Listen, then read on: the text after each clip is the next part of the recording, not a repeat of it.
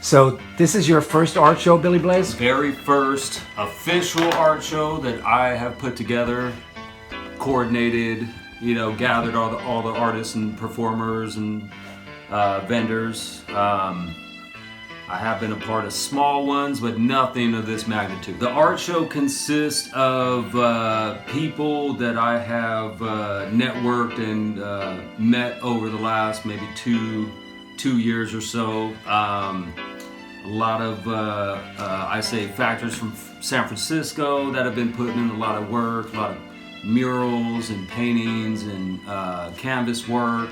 I have some more comic style artists coming through. I have legends in regards to Z-Man. Also Alien Matt Kitty showing her art, but one of the bigger legends for me is Mr. Noah Hayton coming from LA. Funky Fat, right? Funky Fat Graphics alumni. All the CDs, tapes, and artwork that I grew up looking at while I'm listening to, not realizing that the artwork is actually somebody that eventually I would communicate with and maybe even befriend, is coming down from LA just to be a part of the show. So how many pieces of art are going to be on exhibit? I would at minimum 100, because I have maybe 10 pieces myself. Z-Man maybe has the same, if at least 5 or so. I mean, everybody's been putting in work for years. Yeah. So I've told them as much as we can fit in, bring it. Okay. Now you brought some with you that you can show us, but I want to ask you, when you're looking for those Señor Gigio, how many pieces are you going to have? Well, I have about 18 to 19 framed pieces, and that's just the framed art that I've done. But then I'm also going to be bringing out my button pins, which are my tiny canvas button pins. I wish I had one right now on me, but these are my, I draw on the little canvas of paper and make the cartoon and everything, and then we press it up as pins, and it becomes wearable art. So and I'll have my my all of this too, my merch and stuff. So this is non-stop art with me. Well, I was going to say, you're not only a prolific musical artist, but you're also a very prolific graphic artist too. So yeah. Thank you. Yeah, I mean, I'm definitely, I give a lot of credit to somebody like Z-Man, who I'm coming into participating into Bay Area hip hop and wanting to be a part of it. He definitely was somebody who I gravitated to early on in his messaging, in his style. But then, yeah, I mean, even him being a visual artist, and he's always been super supportive of me doing my thing. He can appreciate it. Yeah, and when I made my album, 2019 album, Heroes of the Gold Rush, that was the first album that I did a comic book with, and he also guest appeared on that album, and he was just super supportive of me doing that whole that whole thing, because it's a you go through a mental barrier of wait, am I doing more than a rap album? Am I going to do a comic book? And when I shared that idea with him, he was very much yeah, man, go for it, Yeah. So Z-Man has always been somebody I admire, good friend, and a mentor too. So cool. Yep. Well, let's see some of the art then, because I know you said you were working on that E40 one, right? And definitely so. And Too Short, right? And a Too Short, which going back to what we're showing, it is very much so that we have an art gallery. So there will be gallery pieces that will be on the wall, but as well as just tabletop drawings or paintings or canvases that my vendors have for sale. So pretty much all. When you say vendors, styles. you mean the artists? The artists. Okay. Yeah. Because it's pretty much only art vendors, if you will, slanging their merch for those who have it, and then the rest is performers, and then we do have actually one food vendor. So this one's been premiered before. This is my claim to fame piece, the Ode to Nicotina. Right. This one will be available print-wise for purchase at the show. These are my other two most recent completed ones that have been out there, but will also be available for purchase at the show. NWA and of course our fallen hero. Still on the curb. Yeah, man. Sheesh. The premiered ones will be Ooh. these two. So this is a sneak peek, Nice. Hip Hop Slam exclusive. The near finished E40 piece paying homage to a Hulk cover, and then the Tales of a Freak homage to an Iron Man #1, paying homage to Too Short as well. And just for the exclusive video here, I will show you what will be coming out in the future. We will have my hometown heroes, Spiggity Spice 1, Fetty Chico. That will be coming out soon. Definitely not for the show, but by the end of the year. Mr. Andre Hicks, Mac Dre, will be coming out soon, as well as our ultimate legend of the Bay and the West Coast, Mr. Tupac. And then the latest and greatest idea is So we're seeing works in progress here. These last 4 are definitely works in progress. I would actually have them at the show for people to view. But other than that, you will see them at the Hella Dope Art Show Part 2. Right. Cool, cool. On this topic, I want to ask you a question. It's something that the topic of this year 2023 is AI. Yeah. Do you think it'll replace artists, or how do you feel? I don't think it will. I do believe it's a new idea, a new form of art, a new genre even maybe. It does. The thing I do like about it is it allows those who maybe don't feel as creative physically, like being able to grab a paintbrush and actually paint a Picasso, to give them the feeling of finishing a project. Because I'm somewhat of an old school, or consider myself an old school artist, using pencil, ink, and just, regular colors versus digital, I feel that there will always be a niche for even still digital or hand drawing like I'm doing now. There are certain passions that artists have, again, whether it's digital art or my style, that when a human actually touches something and puts in the work, the hours, it's a certain level of passion that can be seen versus a 2-minute turnaround based off an idea or a thought. Because I can come up with a thought or an idea for a drawing that would look like a sentence, or however it might look when you input it on the computer. But just painting that could take years. Yeah. But the passion will come through. The organic human resonance. Oh my God. The organic human resonance is everything, and that's one thing that the AI will never be able to capture is the original. The original, when you know that it's coming from human experience, life experience, and it's informed by somebody who saw something that you didn't, who's sharing the same experience, and all these feelings, and that's something that AI will never be able to duplicate. But I want to throw this out there too. Like, I think that I feel like AI should be, like, it's funny that it's in the creative space, but it's like, let's get the AI out the creative space and let's put it out in the stuff where, like, maybe people don't need to be, driving trucks, and lifting heavy weights and doing stuff like that. Like, people should be more creative and feel what that actually feels like.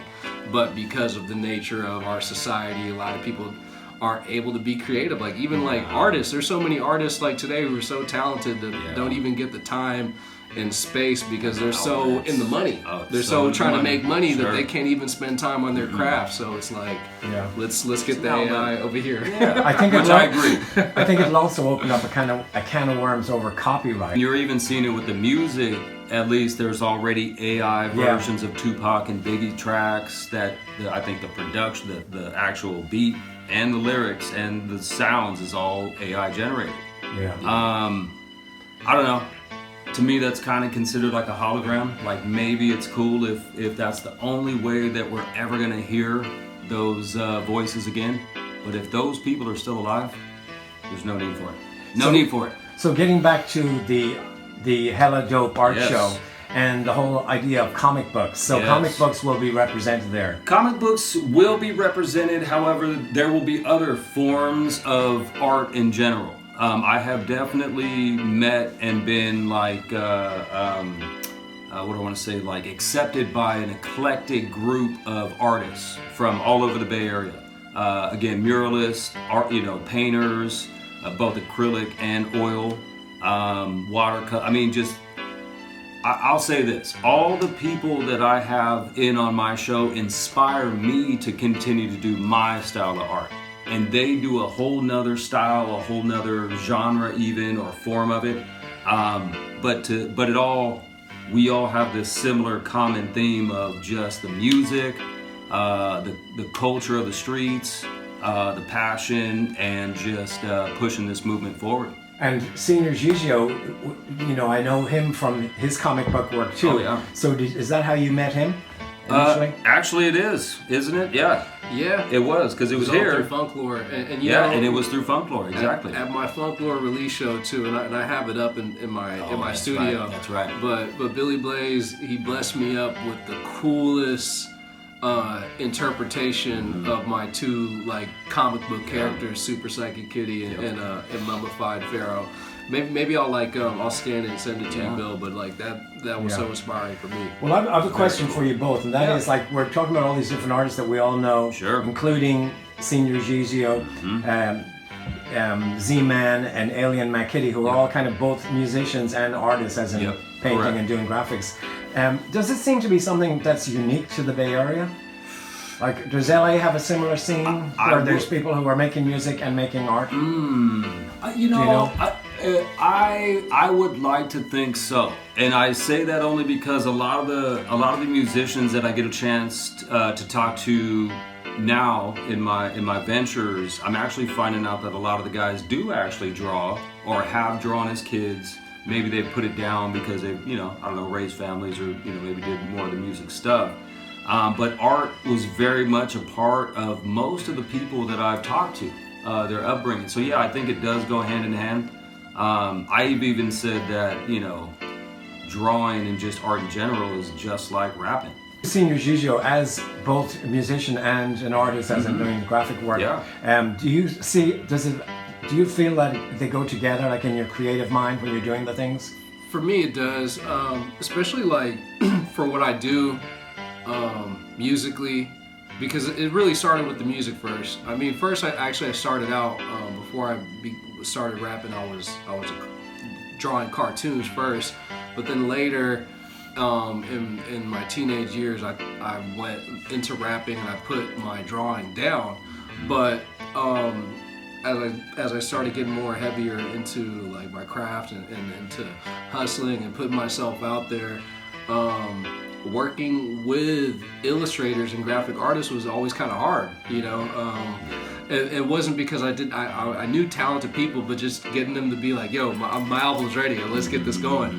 And then out of necessity, I just started drawing my own thing. But actually, it helped me because it actually helped capture my sound, which is pretty eclectic, it's pretty out there, and it helped people understand what I'm doing. It gave more style to what I'm doing. Visual.